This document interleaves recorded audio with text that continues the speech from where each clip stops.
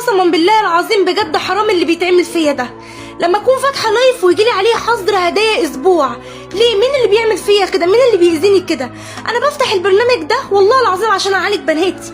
انا معايا بنتين عاملين عمليه في المخ، معايا سماح مولودين مش بيسمعوا، عمليه في المخ ده جهاز، ومعايا ساميه هما الاتنين عاملين عمليه في المخ مولودين مش بيسمعوا، ومحتاجين كل جنيه عشان اعالجهم، ربنا وحده اللي عالم بيهم، عشان يتكلموا ويبقوا كويسين.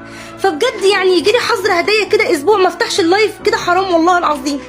انا عامله حساب تاني اسمه العيله فرفوشه 2، عامله منشن ليه، انا هفتح منه لايف بجد والله العظيم. 3 وقفتكم معايا لو بكلمه طيبه لو بدعوه، قسما بالله الورده بتفرق معايا ومع علاج ولادي. ربنا يجازيكم خير، وان شاء الله ان شاء الله ان شاء الله انا هفتح منه واقول يا رب، وان شاء الله ربنا هيقف معايا. والله البرنامج ده باب رزق الوحيد، فكل اللي يشوفني يدعوا لي بالله عليكم. يا رب يا رب حاجه معانا.